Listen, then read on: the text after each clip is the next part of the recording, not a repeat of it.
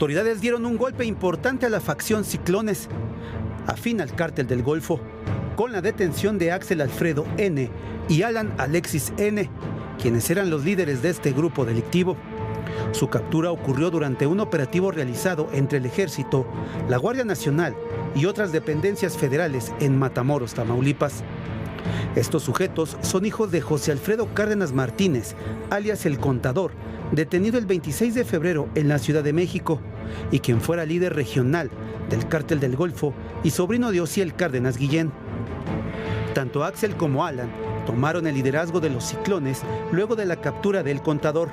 En ese tiempo fueron los responsables de dar la orden de 2 hechos de violencia de importancia en Tamaulipas. El primero de ellos, el 3 de marzo de 2023, cuando ordenaron el secuestro de 4 personas de nacionalidad americana, de los cuales 2 de ellos fueron asesinados. Apenas el 29 de abril, ordenaron a su grupo bloquear carreteras, quemar llantas en las calles, vandalizar comercios, dañar vehículos y asesinar a sicarios de grupos antagónicos en los municipios de San Fernando, Matamoros, Ciudad Victoria y Reynosa. Los Ciclones es uno de los principales grupos generadores de violencia en la región.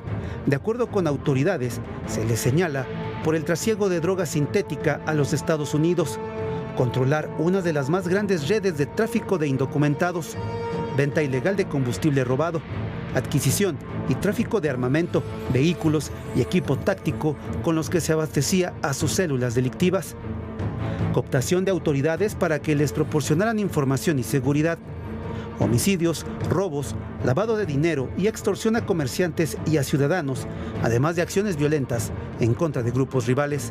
Con estas detenciones, el posible sucesor al mando de los Ciclones sería Alberto N., alias La Quena, y o Ciclón 19. Ahora, uno de los objetivos principales de las autoridades, ya que lo consideran un criminal sanguinario y violento que utiliza la tortura contra sus rivales. ¿Qué tal? Bienvenidos a todo personal el día de hoy en esta transmisión especial desde Buenos Aires, Argentina. Nos encontramos en este lugar, en La Rural, en Buenos Aires, donde se está llevando a cabo la Feria del Libro. Este año se espera haya más de 1.400.000 visitantes. Imagínese usted lo que es en este país, que por supuesto enfrenta una grave crisis política y está a muy poco de tener elecciones. Pero antes tenemos mucha información de México. Vamos a comenzar con los chapitos. En los últimos días se han divulgado toda una serie de mensajes donde los chapitos, lo ha hecho su abogado, niegan, se deslindan de cualquier participación en el tráfico de fentanilo y culpan a otros grupos como los del Mayo Zambada. En realidad no es así. Los chapitos son la principal organización transnacional para el tráfico global de fentanilo. La persecución de Estados Unidos contra los cárteles de la droga se intensifica día con día, sobre todo contra la facción de los chapitos del cártel de Sinaloa. La preocupación central es el tráfico de fentanilo. So we are mapping the cartels across more than 47 countries around the world. We recently announced in April work around the Sinaloa cartel, the Chapitos network, prosecuting 28 individuals, not just the leadership, but also the precursor chemical suppliers coming from China. So we're going to keep doing this mapping and targeting, and we're going to keep doing it to take all the fentanyl off the street and also arrest the people who are responsible. El viernes 5 de mayo, la DEA dio a conocer los resultados de la operación Última Milla. En el último año, en Estados Unidos incautaron 44 millones de pastillas de fentanilo y uno de los grandes responsables son los hijos de Joaquín El Chapo Guzmán, quienes utilizan redes de distribución en varias ciudades a través de violentas pandillas locales y traficantes individuales en toda la Unión Americana. Además de ser la principal organización criminal para el tráfico de pastillas de fentanilo, son también uno de los grupos más violentos en el mundo del crimen organizado. Los chapitos tienen nexos en varios países para la compra, comercialización y distribución de distintas drogas, no solamente de fentanilo. Además de beneficiarse de la herencia logística y humana que les dejó su padre, el Chapo Guzmán, su presencia en Centroamérica, en naciones clave de Sudamérica y en buena parte de Asia y Europa han hecho que la organización criminal construya nuevas redes para el tráfico de drogas.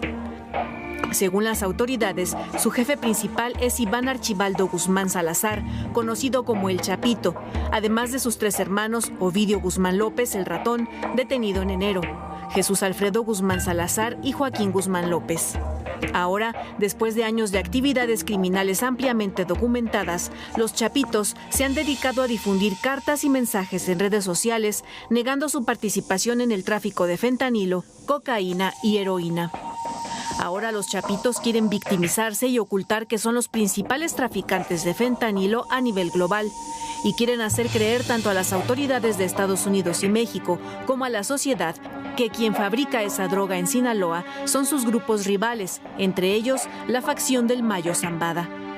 El miércoles 3 de mayo, una denuncia anónima llevó a personal militar a un domicilio en Culiacán, donde localizaron un narcolaboratorio clandestino. En el inmueble se encontraron evidencias muy claras que llevaban a la ubicación de otros 2 laboratorios. En los 3 lugares se aseguraron más de 200 kilos de pastillas de fentanilo y calcomanías con la figura caricaturesca del Mayo Zambada. Investigaciones de inteligencia señalan que esos lugares podrían haber sido entregados por los chapitos para exhibir al Mayo, como parte de las acciones que están realizando para desviar la mira de las autoridades mexicanas y sobre todo estadounidenses. De acuerdo con especialistas en seguridad, lo que en realidad están haciendo es preparar su defensa para cuando sean detenidos. En el libro La nueva guerra, del Chapo al fentanilo, el periodista Jorge Fernández Menéndez detalla ampliamente cómo funcionan las redes criminales y el papel protagónico que tienen en ellas los chapitos. Los menores, como también son conocidos, construyeron una de las maquinarias más violentas del mundo criminal, incluso dentro de su propio cártel, debido a la lucha por la sucesión. La DEA los ha incluido en la lista de los 10 delincuentes más buscados y ofrece una recompensa de $10 millones para quien ofrezca información que lleve a la captura de Jesús Alfredo e Iván Archibaldo. Fuentes federales indican que después de la caída de Ovidio, sigue la de Iván Archibaldo. Aseguran que su captura desmembraría buena parte de la operación del cártel. Para ADN 40, Fuerza Informativa Azteca. Pero y tampoco es una novedad, Estados Unidos son los que acusan directamente a la organización de los chapitos, incluso asegura que agentes de la DEA se han infiltrado en esa organización. La historia de los chapitos además está íntimamente ligada con la sucesión del cártel de Sinaloa después de la detención y la extradición de su padre, el Chapo Guzmán. Todo eso se ha desarrollado en los últimos años, desde 2014 hasta ahora. So the DEA proactively targeted the Chapitos network, and we followed it across the globe.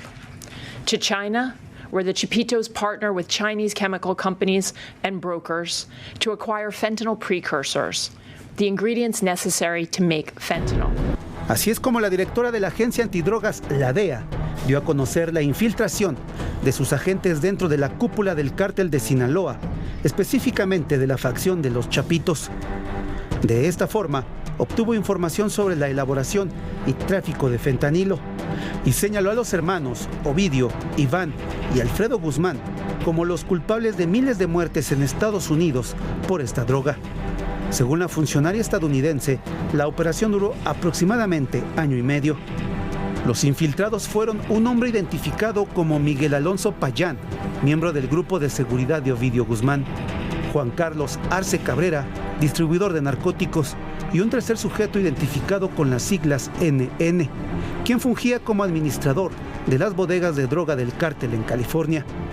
Esta información se dio a conocer el mismo día que el Departamento de Justicia de Estados Unidos anunció nuevos cargos en 3 distritos federales contra Iván Guzmán Salazar, Alfredo Guzmán Salazar, Ovidio Guzmán López, así como a 25 integrantes del cártel de Sinaloa.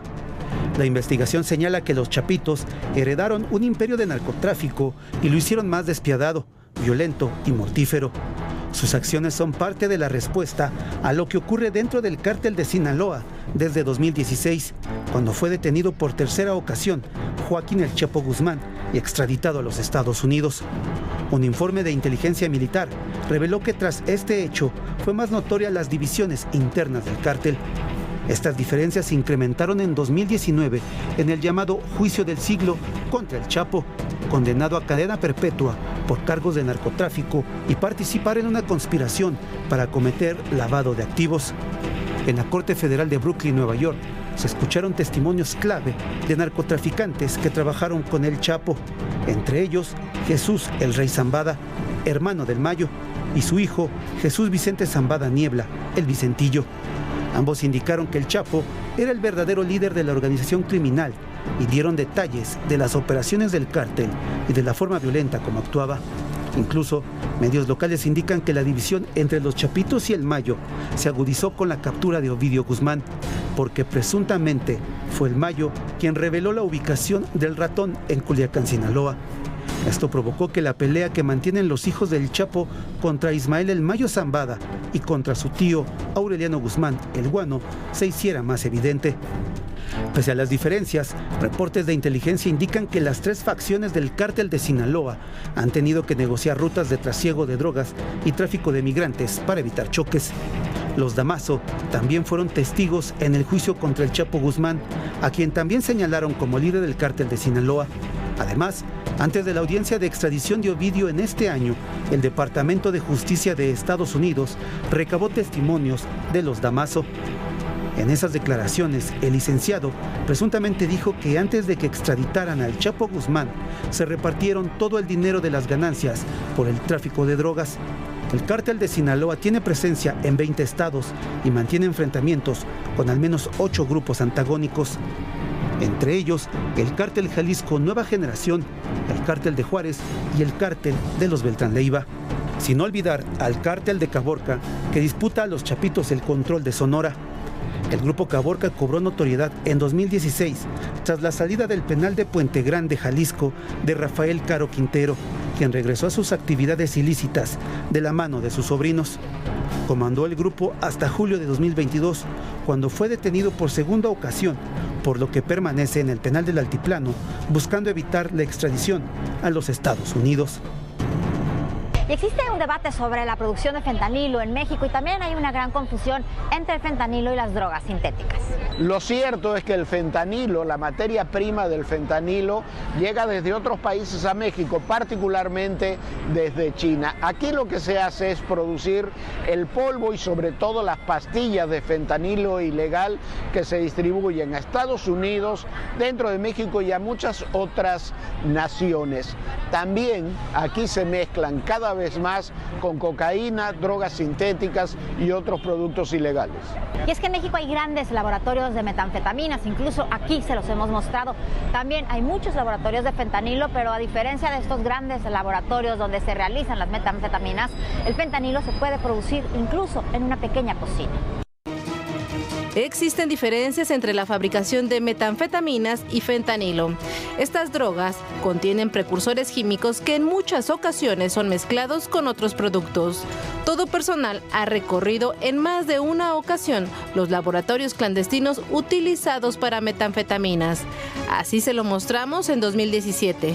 Nos decía el teniente coronel hace unos minutos que uno de los indicios para llegar a estos narcolaboratorios eran las mangueras. Coronel, usted, a ver, platíquenos, aquí encontramos un tramo de manguera.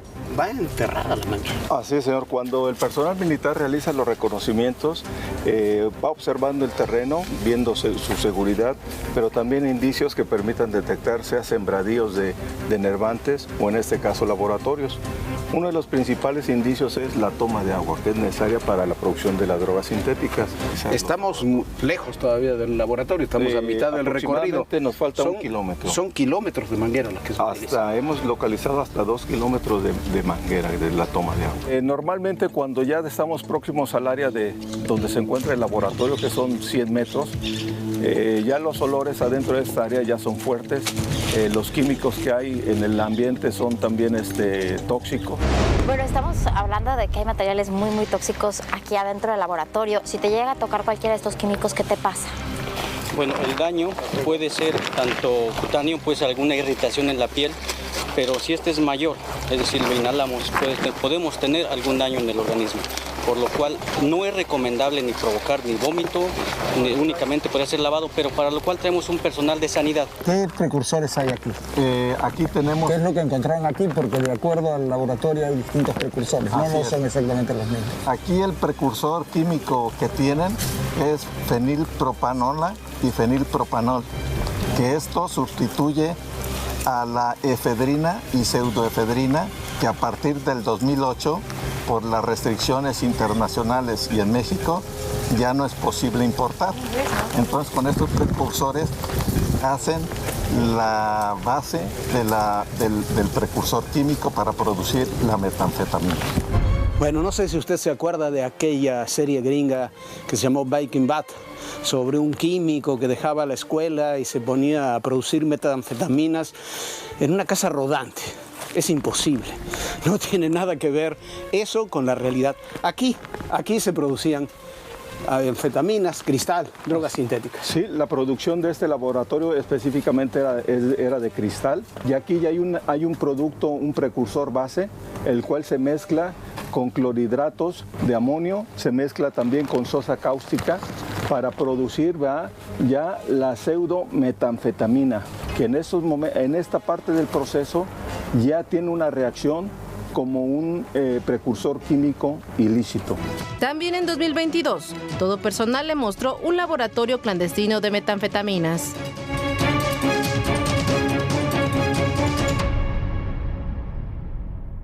A ver, el olor es muy característico, es un olor terrible. Sí, debido a la toxicidad que tiene productos químicos, ya que hay sosa cáustica, ácido clorhídrico, mercurio, es decir, una serie de sustancias muy tóxicas con lo que requieren esa fórmula para poder elaborar esta droga sintética, que es también lo que ocasiona precisamente ese grado de que quien lo consuma pues se haga muy adictivo. Oye, a ver, pero aquí la cantidad, lo que produce este laboratorio, porque encontraron aquí además mucha droga. Sí, fueron 2.000 litros de metanfetamina líquida. ¿Cuántas dosis se hacen con 2.000 litros? Pues mire, considerando que una dosis son como 3 miligramos, son miles de dosis que sacan de esa cantidad. A ver, aquí tenemos, antes de ir a la otra etapa, pero está aquí esta fosa que es donde van todos los desechos, que es lo más tóxico que hay aquí, eso debe ser. Es correcto. Entonces, aquí es donde ya son casi los toques finales. Se termina de para sacar el producto. Digamos, en droga, no para decirlo. Sí. Ahí estamos probando, lo que estamos probando son los productos que se encontraron aquí. Metanfetamina. Y aquí ya se ve las gráficas. Este es el proceso. Esto ya es todo esto ya es el último proceso. Después tú le echan otro químico para que se haga sólido. Ya lo conocen como el cristal. Esto sería esta parte de aquí. Eso es lo que se vende. Mientras que los laboratorios de fentanilo no necesitan espacios tan grandes. Puede fabricarse en espacios reducidos como una habitación, un sótano o una bodega. Recordemos que el fentanilo es una sustancia sin olor y para su fabricación los narcotraficantes utilizan máquinas empastilladoras y los precursores químicos que llegan desde Asia. La participación de los chapitos en el tráfico de fentanilo es indudable, tan indudable como la violencia que generan dentro y fuera de México. Hay que ponerle un nombre, un rostro. Y que vienen todas las demandas internacionales. Una ciudad tan complicada como es la Ciudad de México.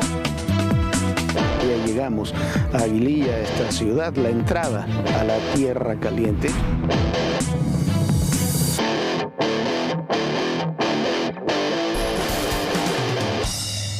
Y aquí en Argentina las autoridades de este país también aseguran que hay presencia del cártel de Sinaloa.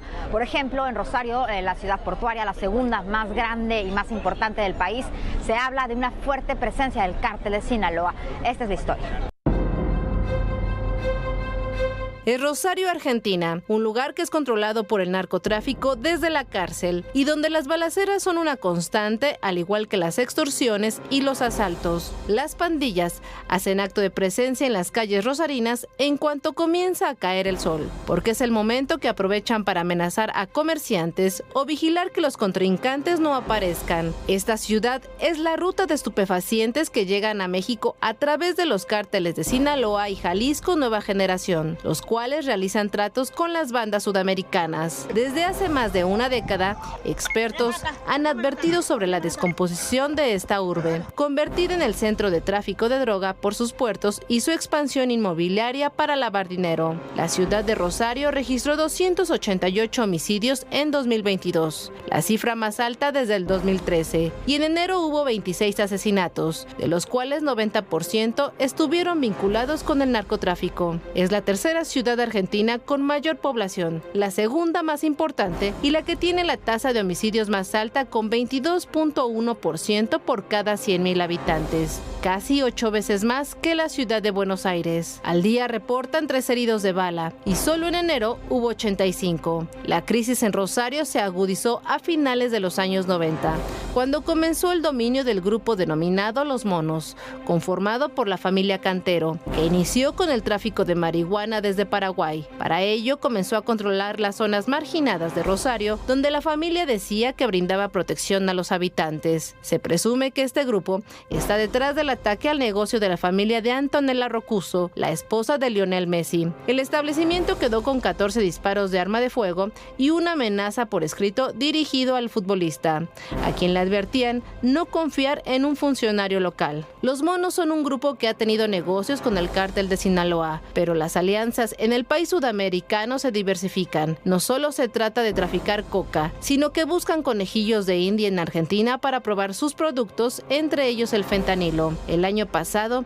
el diario La Nación reveló a través de una entrevista a un ex narcotraficante que el cártel de Sinaloa estaba detrás de la droga adulterada que se vendió en la barrida Puerta 8 y que mató al menos a 24 personas en el conurbado bonaerense. Una investigación de Inside Crime señala que el grupo delictivo de Brasil, primer comando de la capital, garantiza al cártel de Sinaloa el acceso a la denominada triple frontera, es decir, Paraguay, Brasil y Argentina. Por la triple frontera trafican los precursores químicos que el cártel mexicano necesita para una producción masiva de fentanilo y otras drogas. La expansión del cártel de Sinaloa en Sudamérica no es nueva. También ha forjado alianzas con grupos locales donde su mayor negocio es la producción de cocaína y el tráfico de efedrina, un negocio que data desde los tiempos de Amado Carrillo Fuentes hasta los Chapitos. Bueno, y todo esto ocurre aquí en Argentina, en la ciudad de Rosario, también porque es una posición estratégica. Está frente a un río importantísimo en comunicación con Paraguay, con Brasil, con Uruguay, y hay enormes posibilidades de traficar desde ahí hacia distintos lugares. Ahí, como le dijimos, operan también gente relacionada con los Chapitos, y hay relación con ellos y con otros grupos del cártel de Sinaloa. Pero regresando a México, hoy la Suprema Corte de Justicia de la Nación discutió el Plan B electoral. La Suprema Corte de Justicia de la Nación invalidó la primera parte del llamado Plan B electoral, con mayoría de 9 votos contra 2. Los ministros y ministras señalaron que por violaciones graves al procedimiento legislativo, la Corte declaró la invalidez del primer decreto de las reformas político-electorales 2022 y 2023, que modifica las leyes generales de comunicación social y de responsabilidades administrativas. La reforma fue tramitada en fast track en la Cámara de Diputados el 6 de diciembre de 2022, cuando la iniciativa del Ejecutivo fue adoptada por Morena y aprobada en menos de 24 horas. Del análisis sobre la constitucionalidad del procedimiento legislativo, las ministras y ministros que votaron a favor del proyecto, presentado por el ministro Alberto Pérez Dayán, coincidieron que el Congreso de la Unión transgredió los artículos 71 y 72 de la Constitución Federal. La sesión conjunta no es una mera formalidad, sino una regla que enriquece la deliberación parlamentaria con el intercambio de ideas entre legisladores especializados en diferentes temáticas. Incluso el ministro Arturo Saldívar señaló que lo que se tiene que analizar es todo el proceso legislativo del 6 de diciembre, donde no hay constancia de que los diputados y diputadas hayan conocido con antelación necesaria su contenido. Para mí, este simple hecho es suficiente para considerar que existieron violaciones graves al procedimiento. Pero me parece que se privó a los diputados y diputadas, a todos, pero principalmente a los que pertenecen a los grupos minoritarios, de participar en un debate en condiciones de igualdad y libertad. La ministra presidenta Norma Piña destacó que México es una democracia constitucional, en la cual las decisiones deben ser tomadas mediante procedimientos democráticos deliberativos, por lo que no es suficiente una votación mayoritaria. Se emitió sin que todas las fuerzas políticas tuvieran conocimiento de la iniciativa que iban a votarse. Además, no tuvieron tiempo para examinarla previo a la deliberación, derivado de que se dispensaron los trámites sin justificar la urgencia de esa medida. Fueron la ministra Yasmín Esquivel y Loretta Ortiz quienes defendieron la aprobación de la primera parte del llamado Plan B electoral y votaron en contra del proyecto del ministro Pérez Dayán. Bueno, y como dice Jorge, efectivamente es una gran ciudad, muy cultural esta de Buenos Aires, bueno, toda Argentina. Estamos en lunes, día laboral, y estamos viendo decenas de personas formadas para tratar de ingresar a la Feria del Libro. Muchísimas gracias por habernos acompañado, lo esperamos mañana, por supuesto, en un nuevo episodio de Todo Personal. Descanse, sueñe bonito. Bonita noche, Jorge. Y como siempre, Viviana, y aquí desde Buenos Aires les recuerdo, en el poder y en la política todo, pero absolutamente todo, es personal.